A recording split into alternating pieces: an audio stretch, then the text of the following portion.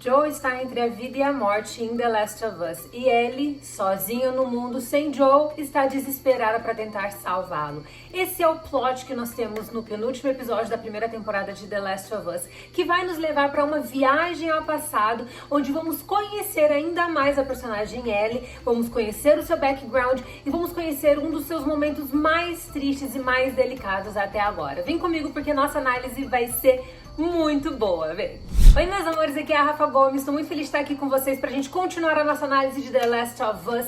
Não vamos demorar muito não, então já chega, se inscreva aqui no canal, ative as notificações para você receber as novidades e me acompanhe nas redes sociais, no Instagram no @rafagomes e no TikTok no @rafagomes, onde eu te espero pra você me acompanhar e receber mais dicas. Mas antes da gente ir pra nossa análise de série, eu não posso deixar de pedir pra você participar aqui comigo. Lembra que a análise de série, a regra é clara, deixou um comentário no vídeo de análise dessa semana, no vídeo da semana que vem eu leio o seu comentário e estampo ele aqui na tela. Então participa aqui comigo, não deixa de colocar o seu comentário. Se você tá assistindo as análises, mas não deixou um comentário sequer até agora, essa é a sua chance, porque semana que vem é o último episódio da primeira temporada, então corre que ainda dá tempo. Agora sim, bora pra nossa análise. Pois bem, esse sétimo episódio de The Last of Us foi um episódio completamente centrado na Ellie. Nós temos apenas dois momentos entre Ellie e Joel, mas que são momentos extremamente simbólicos que estão conectados ao passado da Ellie. A gente vê ali ela tentando resgatar o Joel. Joel pede pra ela ir embora, pra ela ir até o Tom, voltar pra ele, mas é claro que ela não quer fazer isso porque ela não quer deixar o Joel sozinho. E quando ela está prestes a sair daquela casa abandonada pra onde ela conseguiu levar o Joel, ali a mãozinha na maçaneta nos leva de volta pro seu passado, onde a gente vai conhecer um dos momentos clínicos da vida dela. Ela estava na escola, parecia até uma adolescente normal. É interessante a gente voltar para aquele contexto de que o mundo aos poucos foi se reestabilizando e as comunidades começaram a se reestruturar novamente. E a gente tem aí a Ellie na aula de educação física com um Walkman escutando o Ahá. E é um momento muito interessante porque a gente vai vendo já um pouco do design de produção mais uma vez ganhando vida. Eu vou falar muito sobre o design de produção desse episódio aqui nesse vídeo, porque tudo respira The Last of Us, tudo tem tudo a ver com o roteiro de The Last of Us.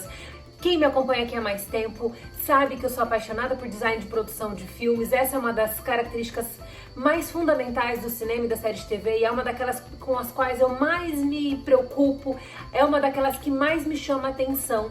E séries pós-apocalípticas, produções pós-apocalípticas, normalmente elas precisam de um trabalho de design de produção muito bem feito para poder criar toda a ambientação necessária. E esse episódio de The Last of Us é puro design de produção. A verdade é que ele é o grande protagonista, mas a gente vai chegar lá daqui a pouquinho.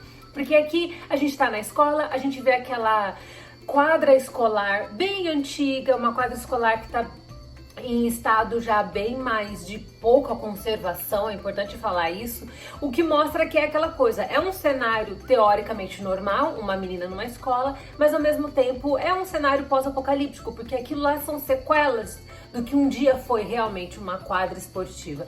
E ali ela acaba arranjando confusão com uma menina, o que faz com que ela vá para a sala do diretor, e ali na sala do diretor ela começa a ser confrontada uma vez mais sobre as escolhas delas. A gente percebe ali que a Ellie tem um problema de temperamento, que ela vive arranjando confusão, mas que ela tem sempre alguém que tá sempre apoiando ela. E essa menina está sumida há 3 semanas, o que faz com que a Ellie ache que de fato a sua melhor amiga faleceu. Ela, vocês sabem quem é, porque ela é uma personagem do game e também vai se tornar o interesse amoroso da própria Ellie, só que a curto prazo. Mas daqui a pouco a gente chega nessa personagem vivida pela Storm Rady, porque ali naquela ocasião o diretor da escola, por assim dizer, fala: você tem 2 futuros na sua mão, ou você pode se tornar alguém e ser o tipo de pessoa que vai chegar a dar ordens a pessoas como Beth, que foi a menina que bateu nela, ou você pode se tornar essa pessoa que não vai ter nada na sua vida, que vai ser reduzida a um trabalho mediano ali e vai ser submetida a pessoas como Beth. Então você tem 2 escolhas na sua vida. Isso é interessante porque a gente vê a Ellie sendo confrontada sobre os rumos da sua própria história, mas é claro, tudo isso antes dela ter sido infectada, porque esse é o episódio onde a gente vai conhecer todo o processo que levou até a sua infecção e que também, é claro, confirmou que ela era imune aos infectados. Pois Pois bem, ela tava ali no seu quarto e de repente aparece Storm Radiant, a personagem que se chama Riley, sua melhor amiga. Ela estava sumida há 3 semanas e a gente descobre que ela foi, na verdade, recrutada por uma vagalume chamada Marlene. Ela foi recrutada por esse time, ela aceitou a proposta e agora ela vai seguir uma nova vida como membro dos vagalumes. Algo que acaba soando muito estranho para a própria Ellie, porque elas têm visões um pouco distintas a respeito do que são os vagalumes. Para parte da comunidade, eles são vistos como vilões, pessoas inescrupulosas que saem tirando a vida de um monte de gente. Mas ao mesmo tempo, para outras pessoas, eles são vistos como libertários, pessoas que estão lutando pela liberdade do seu povo para tentar tirar o povo das garras da Fedra. Então a gente vê ali que tanto Ellie quanto Riley discordam nesse sentido, mas a Riley vai levar ela para um passeio diferente. E é aí que a gente entra, ou melhor, é aqui que a gente introduz o nosso protagonista principal do episódio, o design de produção. Elas são levadas para um shopping. Logo depois a gente vai descobrir mais pra frente que ali era uma das bases dos vagalumes e que também era o lugar onde os vagalumes haviam colocado a própria Riley para se estabelecer até ser levada para uma nova etapa do seu trabalho como parte da equipe.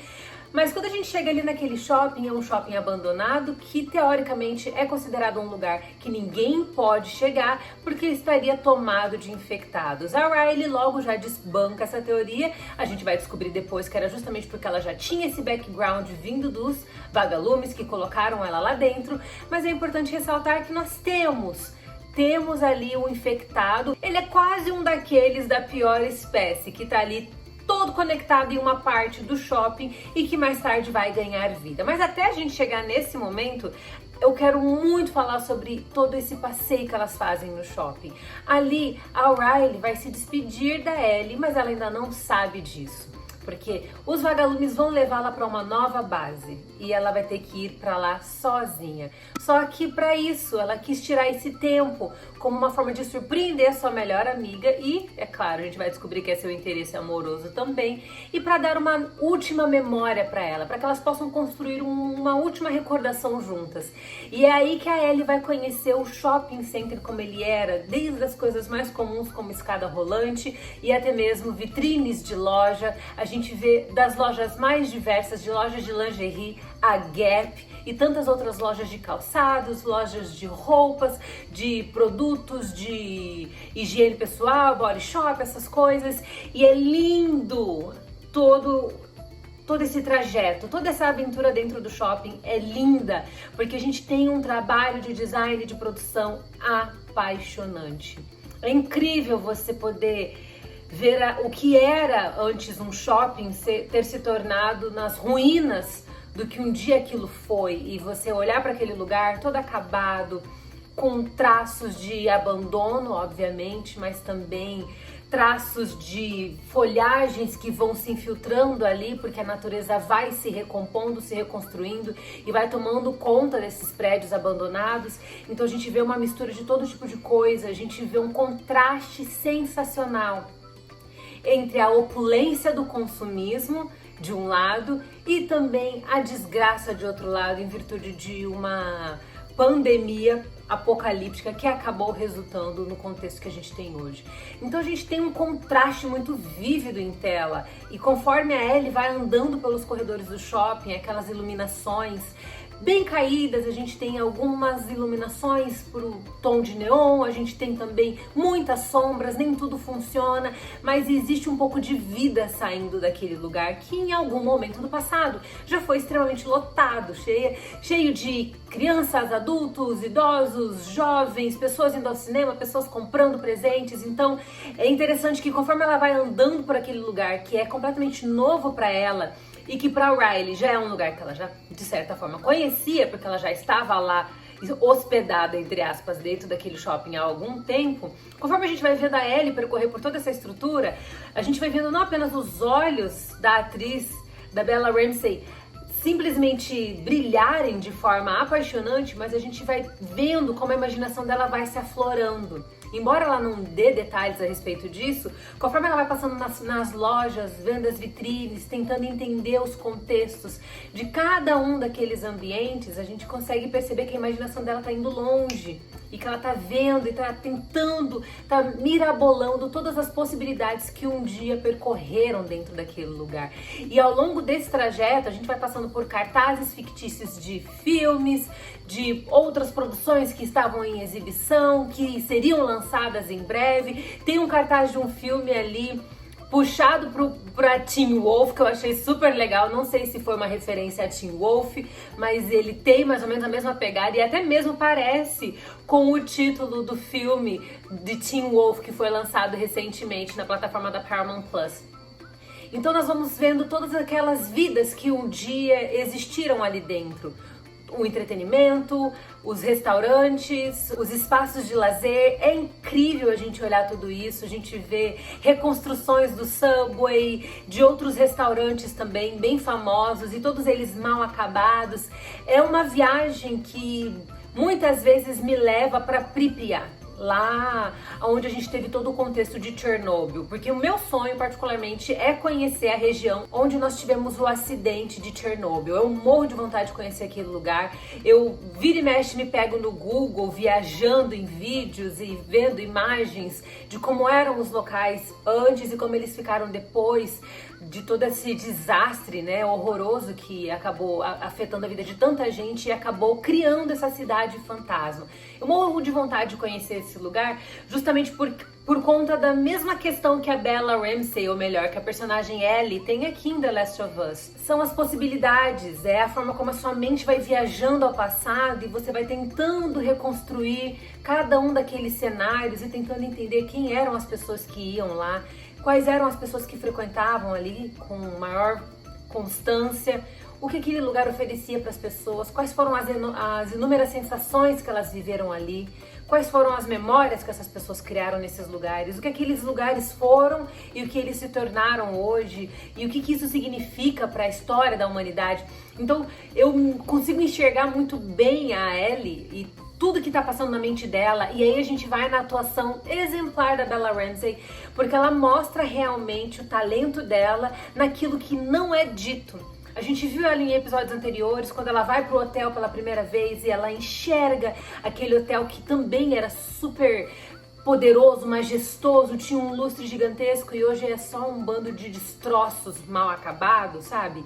A gente viu isso em diversos momentos, ela tentando descobrir como é que eram as coisas, conforme ela vai viajando com o Joel, mas aqui a gente tem uma experiência muito mais imersiva nesse sentido, e eu achei isso tão lindo, tão bem feito, e a Bella tá de parabéns, porque isso mostra o quanto ela é perfeita para esse papel. Ela tem aquele olhar que brilha, que é imaginativo, que tem uma visão um pouco mais criativa e mais viajada das coisas, mas ao mesmo tempo ela é uma menina que é totalmente contida dentro de uma realidade cruel, onde ela é sozinha, onde ela caminha de forma solitária até que ela encontra o Joel. Então a gente tem vários contrastes na atuação da Bella, e ao longo desse episódio a gente vai vendo muito disso, daquilo que não é dito, e a dinâmica entre a Bella e a Storm Rady é sensacional, porque a gente vê que há realmente uma ligação entre elas. É interessante como The Last of Us tem essa habilidade de introduzir personagens de uma forma única, e eu falo única, que eles vão aparecer em um único episódio. São personagens que talvez retornem à memória dos outros protagonistas que estão vivos em um momento ou outro, mas eles são personagens que eles só têm um arco de um episódio. A gente teve vários personagens assim, Harry, Sam, Frank também, Bill também, e agora a gente tem a Riley. São personagens que eles dominam a tela ao longo de 1 hora e depois eles desaparecem como vento, assim, como se fosse um vento passando e levando tudo sem deixar rastro. Isso é tão forte porque isso é um bom roteiro sendo bem executado. É a possibilidade e a capacidade de você introduzir personagens novos dando a eles arcos efêmeros em termos de tempo, mas ao mesmo tempo extremamente profundos e fundamentais para a narrativa a longo prazo. Então a Riley, ela aparece aqui em um episódio, mas ela afeta a vida da Ellie a longo prazo e vai afetá-la pelo resto de sua vida, porque a Riley era sua melhor amiga e era a pessoa por quem ela acabou eventualmente se apaixonando.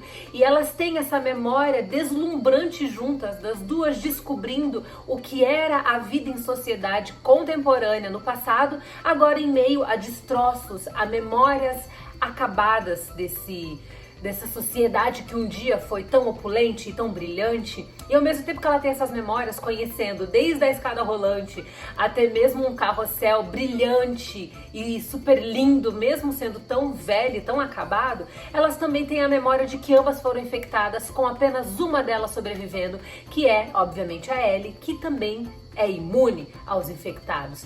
Então a gente tem toda essa beleza de The Last of Us sendo muito bem empregada em episódios que, ao mesmo tempo que parecem episódios únicos, é o que eu falei, muita gente fala do episódio do Bill e do Frank como se fosse algo isolado. Não é, porque ele foi extremamente importante para mudar uma chave na cabeça do Joel. Assim como esse episódio da Riley e da Ellie foi extremamente importante para também mudar uma chave na cabeça da Ellie. Porque a gente percebe que ao longo desse episódio elas vão coletando memórias e elas vão construindo um momento extremamente único, até que elas são atacadas por um infectado, e aí o que era um corte na mão e um corte no punho acaba se tornando a ruína de uma delas. E eu ia falar até a ruína das duas, porque querendo ou não, a Ellie viveu, mas ela vai carregar pro resto da vida dela essa memória de que infelizmente ela não conseguiu salvar a pessoa que ela mais amava.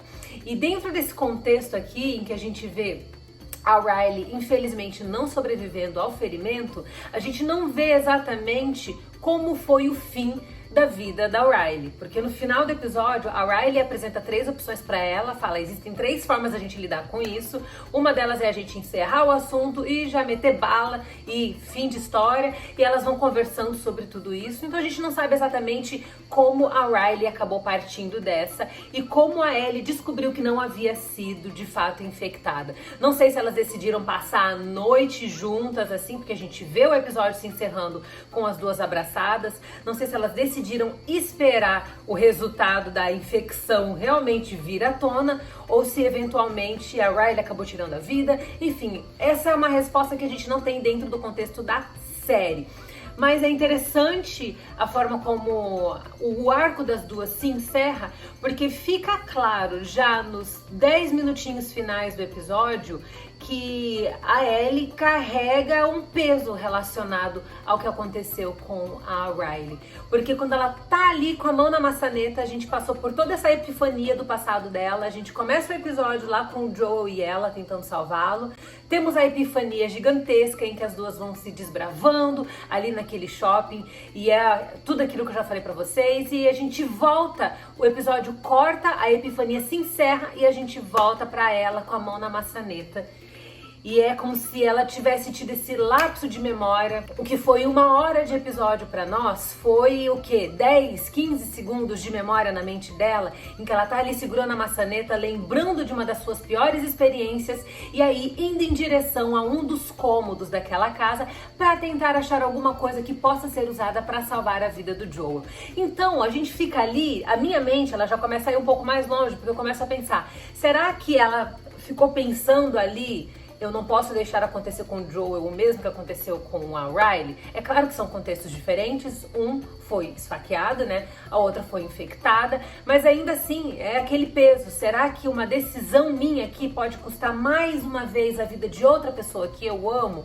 Então eu enxerguei aqueles segundos de respiro com ela na mão na maçaneta como aquele momento em que é como se passasse um flash da vida inteira dela na mente dela e ela pensando, eu não posso cometer o mesmo erro, senão eu vou perder mais alguém que eu amo.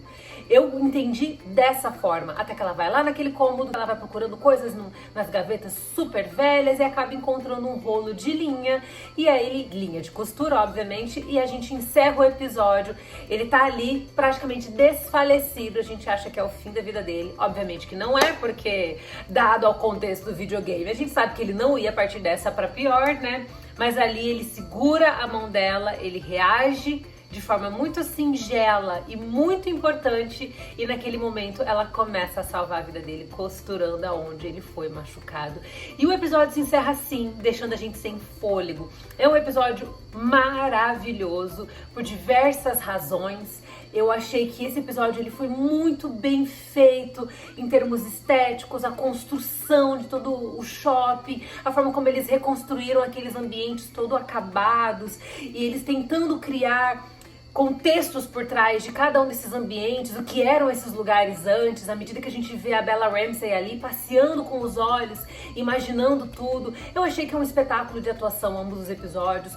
O Pedro Pascal acaba aparecendo apenas no começo e no fim, mas é impressionante que até a atuação dele, meio que moribunda, que é o contexto do personagem, faz tanta diferença pra série, e é um olhar que ele troca com a Bella.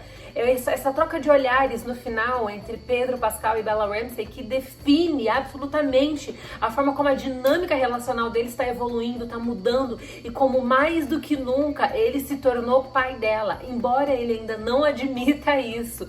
E eu estou apaixonada por The Last of Us, porque é realmente como os fãs dos games sempre disseram, é muito mais do que uma história com pegada de zumbi, é realmente uma história sobre relacionamentos dentro do pior contexto da humanidade possível. Isso me lembra também de Estação 11. Estação 11 é um contexto pandêmico também, mas a gente não tem a exploração do que foi a pandemia em si. A gente tem o foco essencialmente nas relações que vão se firmando pós-pandemia. E são duas visões diferentes sobre relações humanas em contextos de pandemia, mas são extremamente muito similares também pela sensibilidade, delicadeza e abordagem narrativa. Amei esse episódio, eu amei. Stormy Reid é uma atriz sensacional, se você não lembra, ela realmente tem um histórico em Hollywood muito bom, ela é excelente e eu fico muito feliz de vê-la aqui atuando em The Last of Us. É mais uma personagem que entra e sai em um único episódio, mas que deixa a gente marcado aqui, ó. Vocês não acham? Agora vamos lá para as leituras dos comentários, vem. Essa semana a gente teve apenas 4 comentários, 2 do Bruno e 2 da Vânia. Duas pessoas que eu adoro, que acompanham o canal há bastante tempo e sempre deram muito apoio. Quero muito agradecer a vocês que participaram nos comentários. Se você ainda não deixou seus comentários, aproveite, deixe seus comentários, participe aqui, porque no vídeo da semana que vem eu leio e estão com seus comentários aqui na tela, então não deixe de participar. E eu quero começar aqui lendo os comentários da Vânia. A Vânia deixou um comentário que disse o seguinte: Rafa, com o amor e a responsabilidade do Joel crescendo tanto pela Ellie, você acha que ele vai conseguir entregar ela para ser experimento de laboratório dos vagalumes? Então, ela é a chance de uma cura. A gente não pode esquecer que, por mais que ela venha a se tornar uma espécie de rato de laboratório, porque o sangue dela vai ser testado, eles vão testá-la de cabo a rabo, ainda assim ela é a chance da cura da humanidade, né? Então eu acho que isso vai ser um conflito muito grande na mente dele. Mas como ele também tem uma promessa que ele fez para Tess, que era de levá-la até os vagalumes, a gente tem visto que o Joel leva muito a sério o cumprimento da promessa que foi feita no leito de morte da Tess.